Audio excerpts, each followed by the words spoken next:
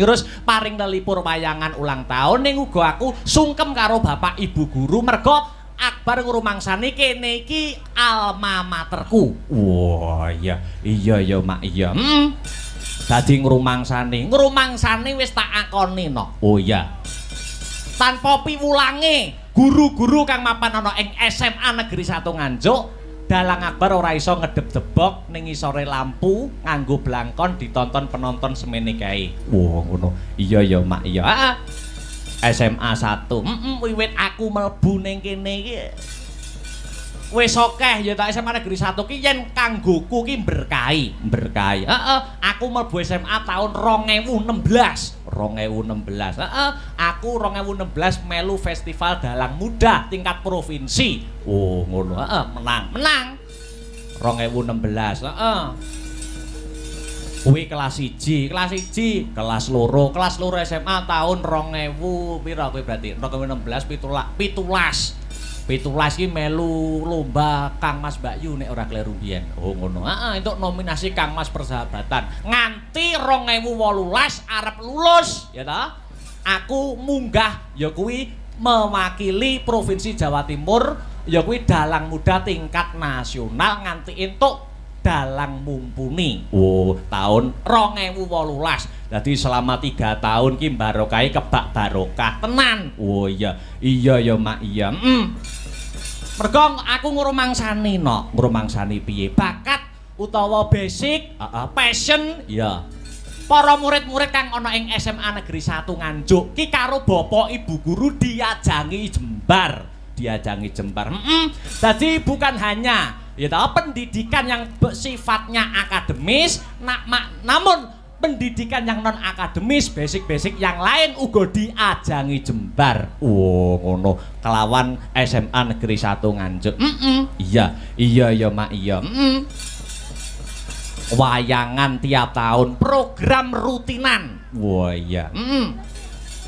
Program rutinan iki wiwit aku ning kene kelas 1 wis wayangan rutin. Oh ngono. Wiwit kepala sekolahe Bu Rita Amalisa. Ngono. Terus diteruskan Pak Asop. Terus iki wis purna tugas, ya toh, arepe diganti kepala sekolah. Oh, diganti. Muga-muga tradisi sing apik, tradisi sing becik kaya ngene iki bisa diteruskan ana ing tahun-tahun berikutnya. Allahumma amin. Amin ya rabbal alamin. SMA Negeri 1 kuwi wis patok bangkrong tradisine tiap tahun wayangan. Oh, wayangan. Kan biyen tahu. Tahun 2016 aku murid anyar ning kene. Rekae nyelukne artis kok Jakarta Raisa. Raisa. Ning panggah wayangan ning nyeluk Raisa. Udan deres lho. Udan deres. Gedung Juang. Biyen guru kene ana sing asmane Pak Aris, guru bahasa Inggris. Mbok cek mulang ora? Oh iya. Tasih nggih. Oh tasih. Men Pak Aris sing nganti mara ning omahku ki tenan cerita tenanan nyata iki. Oh heeh, mara ning omahku mergo musime rendeng meh bendina udan. Aku wayangan pertama kali ning semasa iki ning jero gedung. Ora udan. Pak Aris iki mara ning omahku. Mas Akbar pripun to carane ben gak udan kados wayangan jenengan niku. Wah, aku dipadakne pawang udan cah aku. Kuwi tenan-tenan kuwi. Ning panggah udan. Ya ora tegese ora acarane. Ini pancen kudrate udan ya arep piye neh. Lah iya, aku kadung nggawa uyah lho kowe. Oh iya. Uyah karo apa? Karo tahu tak nggo mangan. Oh iya. Lah iya, Heeh. Wih, jan SMA 1 ki euforiane nek acara ulang tahun luar biasa, luar biasa. Heeh. Kowe tak aku mlebu wis Raisa. Wah, aku krungu. Biyene kanca-kancaku ya cah OSIS ngono kuwi. Wah, ini Mbak Raisa minta mandinya air ini, hotelnya bintang ini. Mobilnya dipapak sama Alphard berapa gitu. Heeh. Ya jal tak padakne karo aku. Aku rokok itu ku dhewe, Nduk. Ayo, bayo. Lah iya, rapopo aku ya.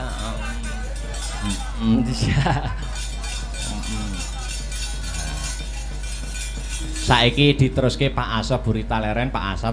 Iki Pak Asep, terus iki ya wis arepe purna tugas. Oh ngono.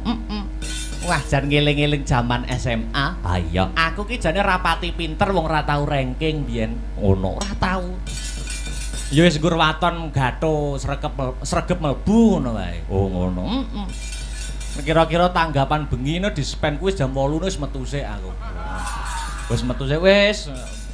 Nek biyen zamane kepala sekolahe buritae kenceng-kencenge wong. Oh ngono. Burita, wis ora gelem dadi bocah dablek sithik, bocah ketok nakal sithik wis di blacklist kok uripe. Oh ngono. Burita ning luluhe iki ya karo Akbar Syahalam. Oh. Heeh. Aku nak tumpakanku Vespa mbiyen SMA ngono. Oh, Vespa helme buku ngono kae. Terus Burita, "Kemana itu? Siswa bolos itu." Lo Akbar, Bu. Oh ya terus keluar aja enggak apa-apa. Oh ngono wis percaya, Nduk. Oh iya. Watone percaya. Lah iya. Ya diimbangi akademis regep melbu karo prestasi ning luar akademise ya oke. Kudu ngono. Adat saben, adat Lupia ki wayangan SMA Negeri 1 ki diadani wulan Januari. Ning iki dijokke ning Desember, pamrih mergo iki ya purna tugase Pak Asop ben menangi wayangan neh. Oh ngono. Iya luar biasa. Dadi iki 2023 wayangan ping pindho. Biasane Januari iki wingi Januari iki Desember. Oh ngono dijokne. Ora masalah. Iya luar biasa. Mula ana ing wayangan wulan Januari kepungkur wayangan SMA 1 ulang tahun ke-42 biyen. Aku ning season limbukan ngene iki, aku ya ngomong piye. Aku biyen kan isih kuliah semester akhir, wis arepe lulus. Aku ngomong ning limbukan. Bapak Ibu guru kula nyuwun cekelen omongane Akbar Syahalam. Aku nek wayangan ing semasa kene meneh taun ngarep kok urung entuk gelar SSN kula suwek rai kula. Oh ngono. Nyatane iki wong lanang iki sing cekel tembunge. Oh ngono. Lati pakarti nyawiji. Nyatane wayangan ning kene neh wis entuk gelar SSN. Apa kuwi? Sarjana Syaitoni Rajim. Woi. Sarjana seni IPK 390 ora elok kowe. Iya. Sombong dulu dong, Bos. Iya. Luar biasa. Petang tahun renek, Nduk. Oh iya. Iya luar biasa. Mula iki awake dhewe melu paring lelipur. SMA 1 3 tahun, kuliah petang tahun wis dilewati. Wis kari ngembangke usaha-usaha. Wayangan-wayangan. Candak gawean sing maton. Iya, candak gawean sing maton nek wis entuk gawean terus rabi. Aja kesusu rabi sik ora, Cuk. Wong rabi ketoke penak ning rekoso. Oh, apa ya? Rabi ki ketoke penak ratu sedina sewengi. Ning diesel rabi ke mati, ndas wis mulai mumet. Oh, ngono. Disitulah kehidupan sejatinya dimulai. Wah. Rabi. Lah iya. Ketoke rabi penak ning ngono kuwi godane saya gedhe. Oh, ngono ya, Mak. Mula ora ana salahe awake dhewe ndongakne murid-murid kang isih sekolah menempuh ilmu kang mapan ana ing SMA Negeri 1 kete. Ya kuwi muga-muga selalu berprestasi. Ternyatane ya ngrumangsani lah Pokoke murid-murid kene ngrumangsani disekolahke karo wong tuane. Wong tua nek nyambut gawe ketekuk ringkel sirah dinggo sikil dinggo sirah, awan dinggo bengi dinggo awan. Mula kudu dimanfaatkan kanthi bener becik. Oh ngono. Mergo wong tua urip ning alam donya iki kuwat duwe kewajiban werna telu manut agama Islam. Apa kuwi? Siji jenengne anak kanthi jeneng sing apik. Oh ngono. Jenenge kudu apik. Kaya aku Akbar, ya toh. Kuwi apik, dikudang bapak ibuku dadi wong gedhe. Oh ngono, senajan awake kuru. Oh iya. Heeh. Kewajibane wong tuwa siji jenengne anak kanthi jeneng sing becik. Oh ngono. Aja kaya tanggaku. Tanggamu sapa? Lekno sopir kol. Oh ngono. Heeh. Kan jenengne anake sapa? Mosok enek kok anak dijenengne Kacuk Hirnawa e apa enek? Jenenge elek-elek. Terus guri omah sapa? Bu Endang. Ono, heeh. Bu Endang ki anake jenenge sapa? Anake metu wedok dijenengne sapa? Nunu Ndrati wae apik. Oh, ngono. Ora apik. Ya nek ora tabrakan, nek nganti tabrakan. Wacuk kan kulon ya to, Nunu kan etan tuabrakan. Biar sapa sing tabrakan iki lho? Kacuk elekno tabrakan karo nunuke Bu Endang. Lah, ora elek ngono kuwi. Oh iya. Beyo. Nek tabrakan tek kerep lho, Nok. Oh iya. Iya, kudu jenengne anak sing apik. Angka 2 ya kuwi nyekolahne anak sing sak dhuwur-dhuwure. Oh ngono. Sekolahne pamrih apa? Mergo anak kuwi dudu investasi mung perkara bondo ning investasi donga. Besok wong tuwa nek wis murut kasedan jati, wong tuwa nek wis seda, mergo menungso kuwi dudu ula ya ta. Nek ula iso nglungsungi, nek menungso kuwi gedhong ana kuncenana, wong mati mangsa wurunga. Sing ndongakne sapa nek ora anake? Oh ngono. Mula anak di sekolahne pula nganti tekan sarjana, nek ora roh karo agama, jedot cara Blitar. Oh ngono. Rugi. Ayo ngestokake dawuhmu. Angka 3 kewajibane wong tuwa ngrabekke anak. Nek wis 3 ki tercakup wong tuwa wis ora oleh melu cawe-cawe urusane anak. Tegese anak kuwi wis mandiring pribadi iso nata urip dhewe. Wah iya. Iya ya Mak iya. Ayo ndonga bareng-bareng, Nak. Muga-muga ana ing ambal warsa HUT hari ulang tahun SMA Negeri 1 Nganjuk ke-43. Ya. Semasaku dapat selangkah lebih maju, tambah prestasine. Sesuai dengan mutunya, bersatu bermutu nomor 1. Allahumma amin ya rabbal alamin. Jebul kae sing dak anti-anti wis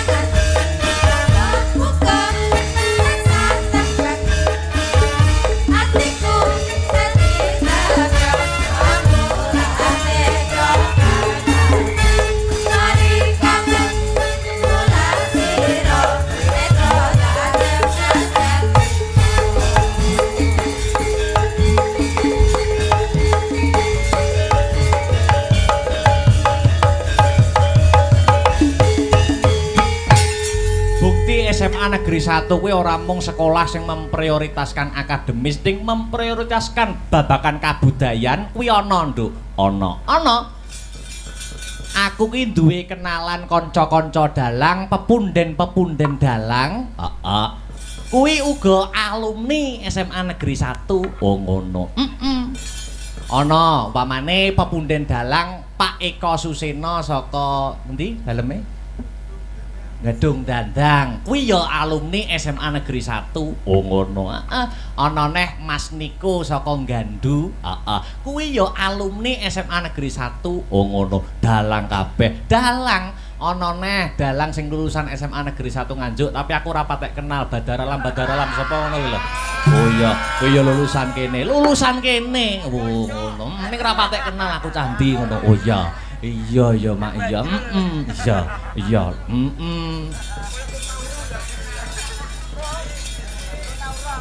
Prestasine akeh SMA 1. Prestasine akeh yen tak waca ki nganti jam 7 isuk, mula ora tak waca wae. Oh iya.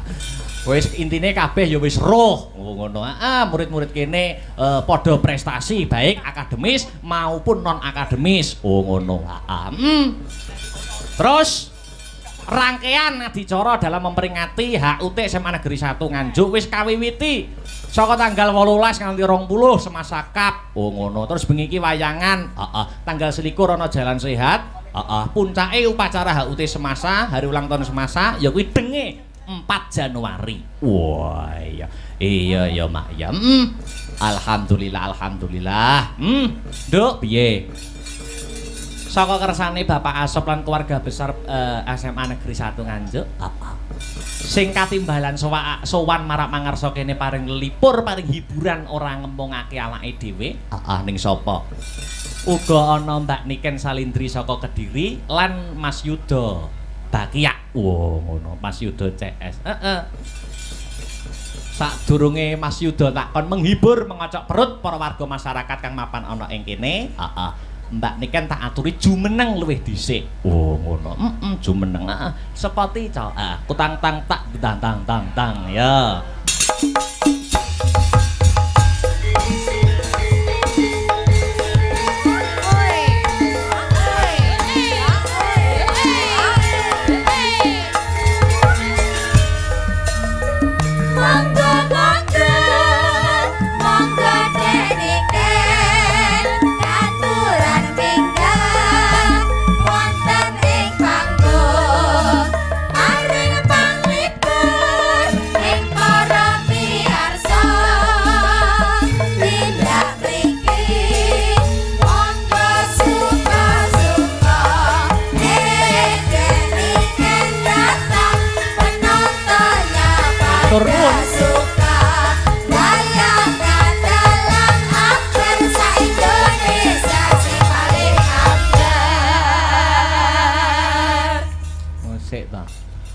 Wong disepoti kok ora gelem ngadeg ki nyapa to jane. Kok aurane beda karo biasane, kok merengut, ulate peteng iki jane nek apa? Nek apa jane? Ana rembug dirembug, ana perkara dipecahke bareng-bareng. Nek apa ora gelem ngadeg wis disepoti kaya ngono apike, kaya ngono ramene kok. Ndak gelem ngadeg iki gini ya. BM itu apa? Bad mood. Lah ya bad mood iki kan mesti ada sabab musababnya. Napa bad mood? Wong ya acarane meriah sing nonton akeh kok iso bad mood kan ya. Lah nyapa aku dicelombak Niken.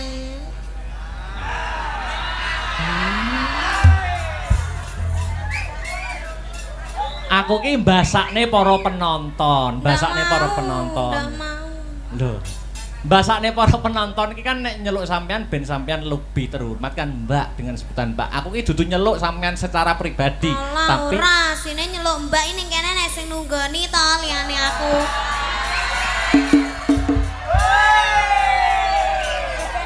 iki di live streaming kok ndak dadi fitnah itu. Fitnah itu lebih kejam daripada dosa. Lah Kok aku iso demo tekone Keri lho, Mas. Teko Keri aku bar Tulungagung. Sing teko dhisik ning kene kan sampean.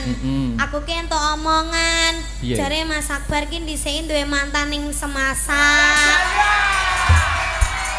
Lah kon delalake cinlok ketemuan di belakangku kan aku juga ndak tahu. Kok malah nyelok Mbak. Tembunge Jawa ngarani kelemben-kelemben roti-roti biyen-biyen saiki. Wong biasane iki zaman saiki iki pemenangnya adalah orang dulu. Pemenangnya adalah orang pertama ya. Kamu kowe pacare Akbar pertama ya ning Semasa. Terus nek ketemuan karo mantane sing dhisik-dhisik apa ya ngerti, terus disalini ngono apa ya genah. Ngene lho, jangan mempunyai asumsi yang buruk. Wong pentas wingin-winginane karo aku ya seneng, ya mood, ya bangga, ya bahagia. Kok ning kene kok beda karo biasane? Wis salahe tekone gak karo aku. Lah sampeyan iki mau ana acara ya to, ana acara rekaman jare ning Tulungagung. Lah nek aku tekoku jam 11, tekoku setengah 11 mosok kene arep sing dalang arep Pak Asop dhewe kan ya ndak mungkin. Lah gitu kok jarine ndak kopel. Kaya kemarin padahal wis tak beline 3, ndak mau dipakai, ndak mau aku turun aku. Aja ngono to. Lah kan jare kan sik to.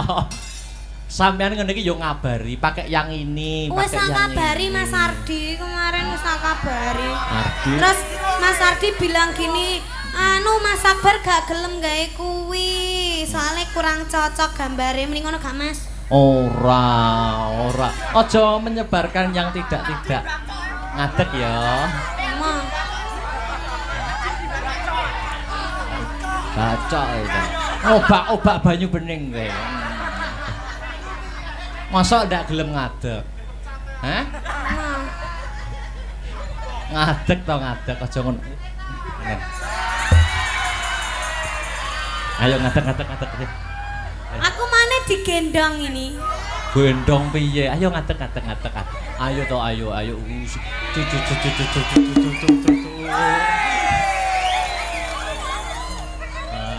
Lah ngene lho. Kene. Piye? Wis kene sik. Wis aja mayah-mayah teyus ya to. Wis kene. Mayah teyus. Wis ning kene ae. Ya to, Dron. Sing nonton akeh mosok arep nesu kan malu to. Lah sing gare malu sampeyan lho. Lah nyapa kok iso aku iki lho, heeh. Dron penonton ning kene SMA 1 terus SMA 1 ki padahal tiap tahun wayangan yo bintang tamune sampeyan lho. Kok iso sampean kok mempermasalahkan lagi saiki ora biyen-biyen? Lah kan biyen orang gandeng aku to. Lah kan biyen sik gandeng karo sapa mi kae? Sapa? Sapa?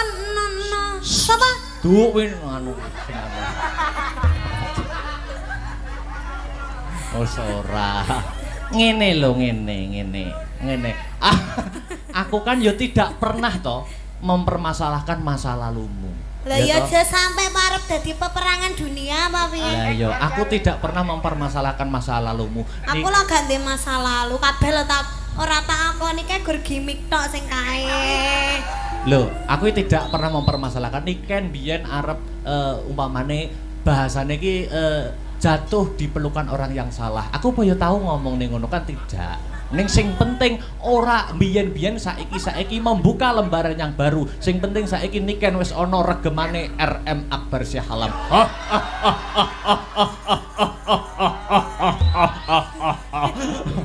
Pede.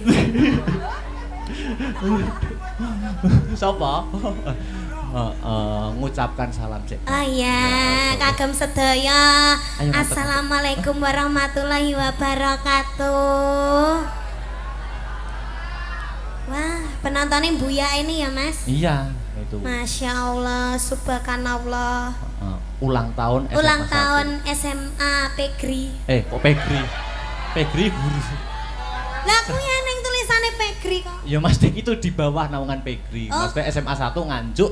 SMA 1 Nganjuk. Oke. Semasa ya Mas? Semasa Nganjuk, semoga semakin sukses ke depannya, semakin banyak muridnya, semoga lulus semua, terus apa nih ya, semakin maju, semakin bermutu, semakin jaya, sejahtera selamanya, amin. Nek murid kene iki mempunyai moto bersatu bermutu nomor 1. Mutune jelas apik-apik. Contone alumnine ya kaya aku. Niki nek bermutu apik banget. Mutune kan apik ngono to. No comment. No comment lho, kepala sekolahnya Pak Asop. Bapak Asop. Ya, didongakne apa? Bapak jangan ya, Mas. Hah? Bapak jangan. Kok Bapak jangan ya? Bapak Sop. Wih jangan sop, nganggo A kok. Oh ya. Bapak Asop niku sing pundi to Kang Mas? Yang duduk di depan, di depan.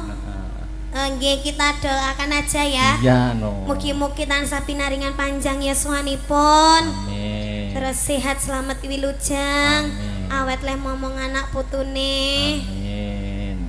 Yes, wish you all the best. Wah, dah. Apa mau lulup the best sih apa? Wis lulup the best sih lho masak. Doa terbaik. Oh, doa terbaik buat SMA 1. Ya, dan juga Bapak Sop. Bapak nganggo A kok sop tok Ya, lho. Bapak Asop. Ngene ya, Dik niken ya. Kenapa? Kan aku ki ketemu terakhir karo sampean kan ya pentas ning Kemlokologi kemarin. Dek ingin lagi ketemu kok iso ngomong ngono. Dek ingin lagi ketemu kena kita. Apa kok? Ini apa maksudnya? Maksudnya ketemu. Maksudnya itu di sini dalam arti ketemu di panggung. Iya. Itu terakhir di Kemlokologi. Iki lagi ketemu neh. Ora no, ning Kaiwi apa ning sing aku pacaran karo Mas Badar kuwi lho ning. Ning Nganjuk ning ndi Mas? Balai Budaya toh. Ya, tapi kan sampean tidak menyinden di sana. Oh iya. Ya, mula aku kangen suaramu, weta. Ora ketang sak tembang untuk menghibur warga masyarakat, khususnya keluarga besar SMA Negeri 1 Nganjuk. Nembang apa lho cah? Suaraku ndak tekai. Olah yo ditekak-tekake to. Nyanyi ya ndak? Loh kok nyanyi yo? Lah sampean sing bawa. Oh, aku kon. Sampean bawa. Terus sing aku tak sing ngendang. Sing nembang sampean njaluk slendro apa pelok? Manuk. Manut. Kok manuk lho Mas. Manut. Pelok ya, pelok. Pelok Mbah Tarkun. Kepo yo enek lho dalang kok dikongkon sinden nek ora awakmu lho. Ya kan saling membantu toh. Ya tapi kan ngene iki nek sing wani kan nggur sampean. Jajal bawanono Mas umpama ngono Sinta Mbak Engger apa wani? Bawa sing bawa sampean Mas. Ora wani to. Sing wani nak nggur sampean kaya ngene gematiku lho. Mosok jebuk curigai karo masa laluku ya. Sing mantan yang semasa wis sapa ngono. Tapi Ben VC mesti bahas mantane nyapa? Kapan ndak tahu ya ndak pernah ya aku. Kok iso bahas? Sumpah. Ora nate. Wis ora sak sumpah-sumpah didelok penonton oke semene. Oh iya. Apa ya pelak? Ndang bar nyanyi bar. Waduh. Tak mut. Katukmu, katuk. Pelak.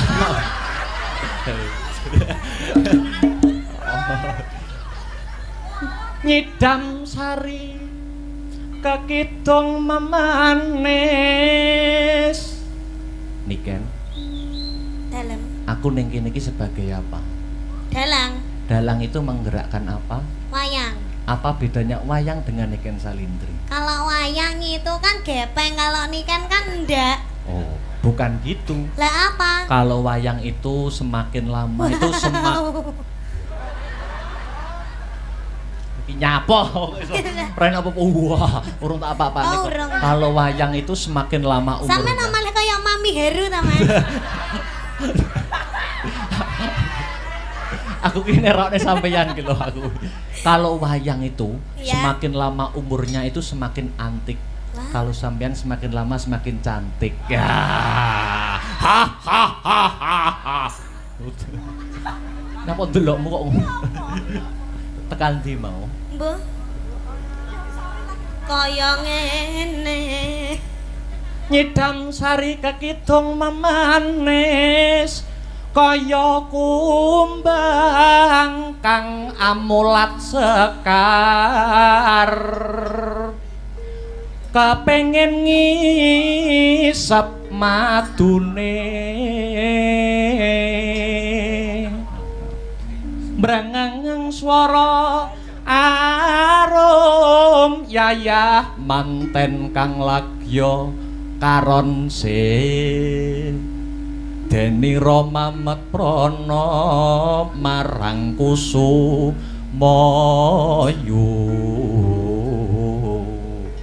sedalutan bisa nendra karo mlaku ben suasanane panggunge ben urip. Wewe Mas. Heeh. Wewe. Ngateng-ngateng. Sampeyan sing mlaku. Lho. Wis sisan. Kok udalah kon mlaku dhewe. Renggang kula kinepyur pulut. Saya Gusti dalang kok ngodak ngadeg terus. Nyedam sarining tresna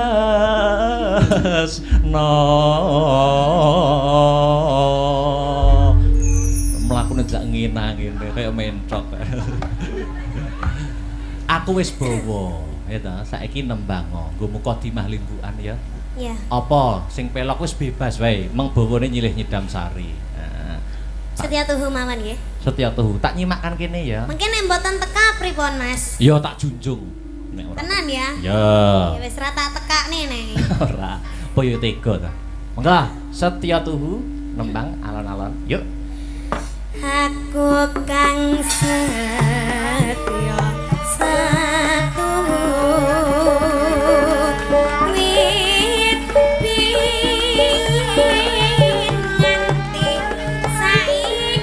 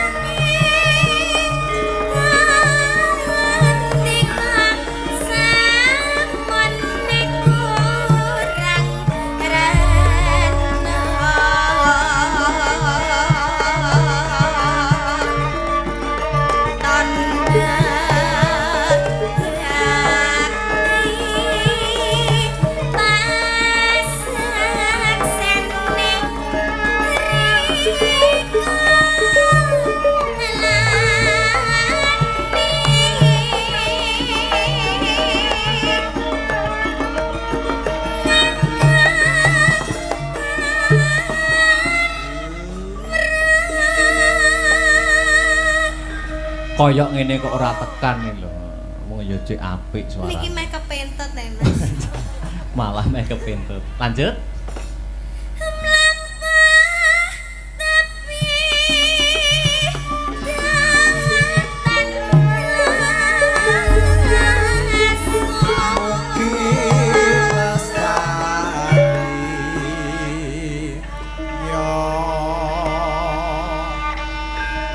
Ya.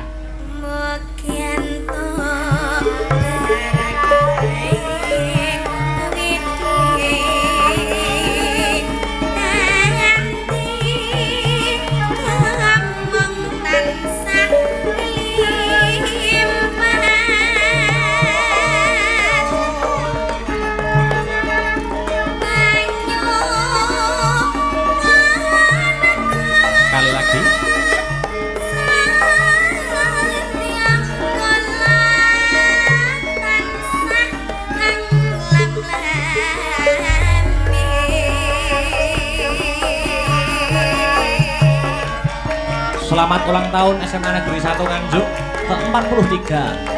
Mugi-mugi kedepanipun tansah pinayungan Gusti berprestasi muridipun ginanjar kesehatan, keselamatan karahayon kawilujengan. Setya tuhu katur dumateng keluarga besar SMA Negeri 1 Nganjuk.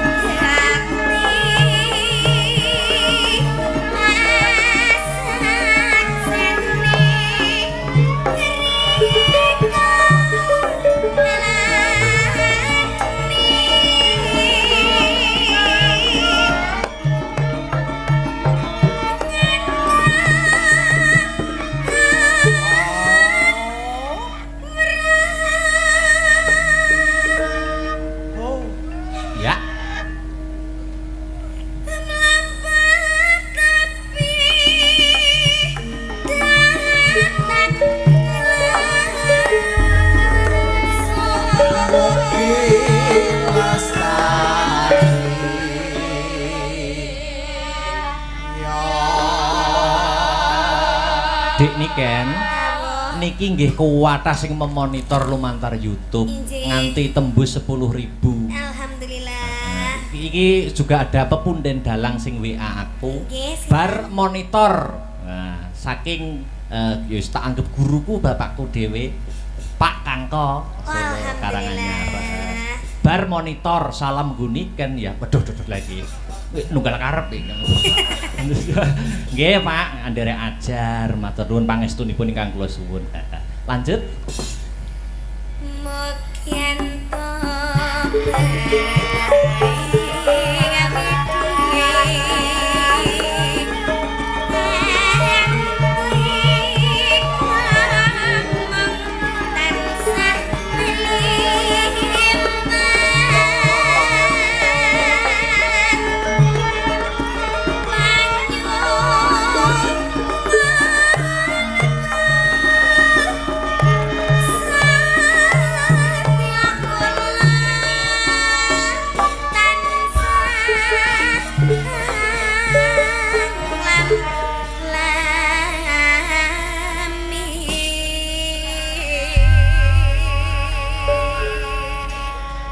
Iki penonton sing nonton semene kae dan lumantar YouTube oke sing nganti-nganti awake dhewe to. Injis. Oke sing nganti-nganti seneng karo Akbar karo Niken. Tapi di sisi lain juga banyak. Mula sampean mau padu aja nganti kegawa kebrongot karo emosi. Mergo nek dhewe nek apa-apa niki sing keplok ki ya akeh. Lho ora apa to. Nah, tapi yang namanya hubungan itu pasti ada tukar padunya loh, Mas. Oh ya, minangka bumbune kono ya. Heeh, nek aku gak nesu berarti kan aku gak sayang sama kamu. Kamu mau toh gak tak nesoni gitu terus aku duyem ae gitu. Mau. Ya enggak mau. Mau ya ndak apa-apa. Ini ada apa itu dari penggemar nggih? Oh, Acne lover. Waduh, ada. Acne lovers. Iya. Anu Mas yang dibawakan ke atas Mas Karis. Ada ucapannya itu. Iya itu. Wah, itu buket seperti itu. Lah. Gede men. Oh bajiret tak nek koke lho.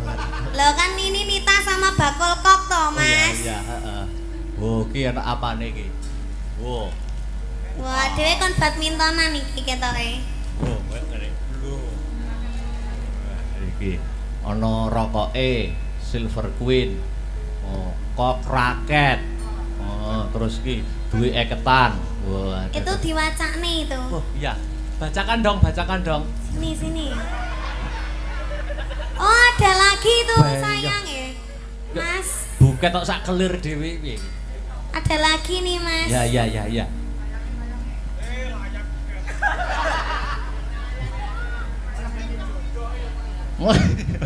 Apa sih? Ya. Oh, ya, siap. Ini Mas Akbar ditampah dulu. Lo dimbruk nih. Ini ada ini. Dibaca. Kamu kemarin punya hutang sama aku toh, ini tape ini. Wis to gawanen nek duwite gawanen. Calone kan ya dhuwitku ya dhuwitmu to. Kecuali nek rokok ki nak nggo aku, sampean kan gak ngerokok. Lah ya gak apa-apa toh, tak ge aku toh. Rokoke sampean kan beda, ya dibaca ya, heeh. Yo, Ini panjang ini. Iya, panjang no, Teruntuk Bakul Kok dan Mbak Nita. Bakul Kok. Samian Bakul Kok jenenge. Iya. Terus semoga kalian bisa seperti kok dan raket yang tidak bisa terpisahkan, selalu sejalan dan satu tujuan. Ojo tukaran ae, ojo nesuan ae, langgeng-langgeng ya. Couple kesayangan kita Acne lovers siap kawal sampai halal. Dukung dalam suka maupun duka, siap jadi garda terdepan buat kalian yang selalu siap support kalian tanpa batas dan tanpa kenal lelah pokoknya. Dari kalian kita banyak belajar arti kesabaran, kesetiaan. Dari kalian kita yo ngalah. Acne lovers via grup WA, I love you sekebon. Acne couple kebangsaan dan salam gemati selawase iki wis, Mbak. Oh iya enak. Wah. Iki apa? Oh, iki nyuwun gendeng iki. Gending. Cakra kembang, duet Mbak Nita dan juga Bakul Kok. Terus wi sing apa kuwi? Sing ini. Wah, akeh men. Der. Oh, apa? Der iki. Dir ya. Atau der itu macane. Mbak Niken dan Mas Akbar sehat-sehat bahagia selalu harmonis. Semoga yang kalian cita-citakan bisa tercapai, amin. Lancar segala urusan dan rezekinya. Maaf kalau boleh request satu lagu diduetkan. Sotia, Cokro Kembang, salam gemati selawase. Sampean nganggo klambi abang kok kaya iki ya. Lucu ngono. Tapi ini gak bernyawa. Oh, gak bernyawa, gak bisa anu ya. Sudah ya, kayak, Mas. Duduk dulu istirahat nanti lagi ya. Wah, iki yuk kik. Bahaya. Taruh sana lagi. Mas Karis. Wah, abot tenan. Wong lanang sing gelem ngongkon aku ya gerak-bar tak lah sini. Kok iso mbok bales ngono lho. Iya. Iya, wis. Mana itu? Iya. Nih, wis. Ora entuk rokok kok semasa entuk rokok kok gitu. Iso alon itu. Wis kok cacah ya nek gong keduman rokok dijupuk siji-siji ya. Oke. Ya, istirahat dulu. Nes, niki juga ada Mas Yudo, ya disepoti aja dipleroki dibajutne perahu layar. Apa? Oh, Jogja Istimewa. Oke, siap. Oke. Ya. Dadekne Mas Tris, monggo.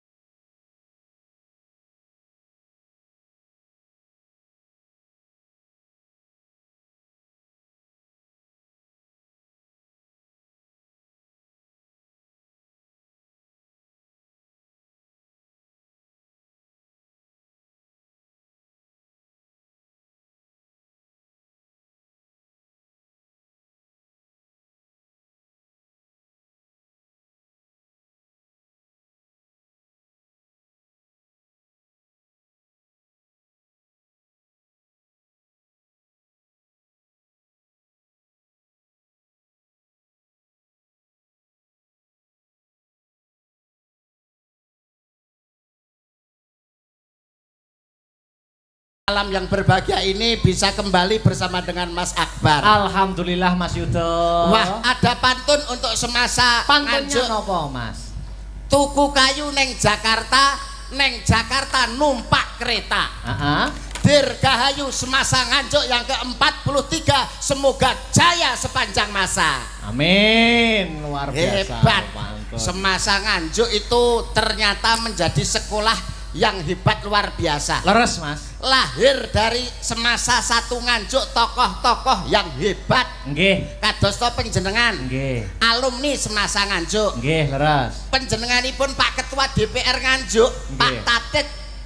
Nggih, nggih. Menika nggih alumni sini. Oh, nggih. Pak Kolonel Waris Ari Cahyono. Nggih. Asli alumni sini. Oh, hebat. Pak Nito, Pak Panito, nggih. 57. Asli dari sini. Maka dari itu semasa nganjuk menelurkan generasi yang hebat dan berkualitas. Tepuk tangan untuk semasa. Amin, luar biasa. Sampeyan alumni mriki nggih? Nggih, 2019 lulus. Jurusan bahasa ta? Leres, riyen wonten jurusan bahasa saiki mboten wonten. Siswane jumlahe 20? Nggih, 26. Halah, pacarmu cah ngluyu. Aja ngedu. Mau lagi didongane modele. Alah, model-model kaya sampean iki. Aja ngedu ngobak-ngobak banyu bening. Kula mboten ngobak-ngobak banyu bening karena ada pepatah, kisah atau masa-masa paling indah itu adalah masa-masa di SMA. Yang lalu biarlah berlalu, kita sambut masa depan yang cerah. Nggak bisa. Cinta pertama bagi wanita akan dikenang sepanjang masa. Ora iso. Cinta pertama bagi pria adalah pelajaran berikutnya. Kayak sampeyan itu. Loh, pelajaran kan yang lalu, justru yang lalu, yang sekarang ditempuh harus yang dibuat ngomong pelajaran. Sapa? Iki mawang Elsa WA karo aku. Sapa? Alah iki malah WA karo aku sing dalek Mas Akbar, WA ning sampean, nek ora percaya buka HP-ne sampean. Ora enek, ora enek tulisane ngene, semungut ya sayang. Aja ngobak-obak banyu bening. Ora enek mbok ceken HP-ku ora. Alah hafal, lah kok sing lanang ya WA karo Mbak Elsa, Mas Akbar WA lah kok ngene, marah topean. Lambene. Alah, iki lho sapa sing mbok jak? Sinten? Iki. Lah niki pesenane Pak Asop. Kon gawakne dagelan menungso rai naga. Lah niki. Mosok raine wong kaya gayor gong kae. Lah nggih, lah niki pesenanipun SMA 1 Nganjuk. Nek mboten niki mboten ya, Mas. Oh, nek mboten niki luwung rawayangan. Luwung rawayangan. Kon gawakne dagelan sing rupane kaya takir plontang. Kene lho maju kene wis. Bocah diwedhaki malah ketok kelawu. Wong iki dandani mbok ya kaya Mas Akbar nyayeni gagah. Aku ya ganteng wedakan rembet-rembet ketok sumunar. Wis awake ireng wedakan putih. Rupane malah kaya galengan. Iki jane rai apa ndut iki? Bahaya jumri. Ngomong apa kono lho, wong kok iso meneng ae, duwe ide-ide apa, ngomong apa. Gagasan apa-apa. Angger tanggapan kok gak tau seneng to, Mas. Napa ge to? Mosok enek menungso raine kok mlumpuk ngono kuwi. Rai mecer-mecer ditotoli pitik. Rai mecer-mecer totoli pitik ngomong. Ngomong apa ngono lho? Ngomong apa? Lho, piye to ki? Wong iki ditanggap kok. Kan awake dhewe nek SMA 1 dalam rangka HUT yang ke-43. Paham HUT ora? Paham. HUT apa? Hut. Sik wong angel ketok ya. HUT. Lah iya. Apa? Hut. Kepanjangane Hut. ngene kok ora kon napuk lambene iki lho. Sing tak karepne iki hane apa, une apa, tene apa. Lah kuwi lho. HUT. H Hari. U Ulang. T Tahun. berarti HUT Hut. kepanjangane Hut. wong cengengesan iki lho. Sowaning semasa 1 Nganjuk paling tidak awakmu ado-ado saka Ngawi. Apa yang akan kamu berikan sumbangsih apa sing arep mbok wenekno ning gone SMA 1 Nganjuk? Menehi apa? Ngawur kene kok ngawir ini arep golek malah kon ngewehi. Piye to ki? Piye to iki jane? Kowe iki kan saka Ngawi. Ya. Ditimbali sowan ning kene dalam rangka HUT ke-43. Ya. Awakmu arep menehi apa? Lho, aku ora ngewehi wong aku rene iki arep golek. Maksudnya penontonnya kalau ben piye ini lho. Ya ben ngono ae. Lho. Ki piye to ki? Ya Allah, Gusti kok angel men to dijak Angel aja omong angel. SMA 1 Nganjuk di tahun yang ke-43. Kuwi supaya sekolah iki ben maju lho dikapakne. Disurung. Wah, sampean anu ya Mas niki. Enten anu kabel-kabel lecet enten ta? Buku apa, Mas? Nyetrum cangkeme niki lho. Dijak omongan kok iso panjenengane Pak Muhammad Asop. Ya. Minangka kepala sekolah SMA 1 Ngawi. Nganjuk. Nganjuk. Lah yo nganjuk. Nganjuk. Maksudnya niki Mas Mendol saking Ngawi. Lah niki teng SMA 1 Nganjuk. Betul. Kuwi Pak Muhammad Asop kuwi kowe wis pirsa ta piyayine? Yo wis to. Wene ana nggon. Nggon wis sakmono mbane mosok cek kurang. Lungguhne ngene lho. Lho, apa setruk ora iso lungguh? Hei. Tak tuapuk bosok. Wong kok iso. Maksudnya kaya Mas Akbar ada visi misi ke depan. Nuwun sewu lho. Mas Akbar. Sinten to Mas Mondol sejatinipun? Nggih. Sampean paling umpama dalang ngarep sebutane kan Ki Akbar. Kula dagelan sak paling niku. Lah niki niku wingking titele RM. Waduh. Loh, aku ya enek RM-e, Mas. Loh, niki RM jenis Raden Mas lho. Lho, sinten? Remukan menungso. Jadi tapi nek masalah studi, masalah sivitas akademika nggak mau kalah. Mergo iki ning SMA pengen nunjukkan gitu, Mas. Iya, sampean S1, S1, SN, SSN, sarjana seni. Saya SPD sarjana pendidikan. Ini belakangnya IR.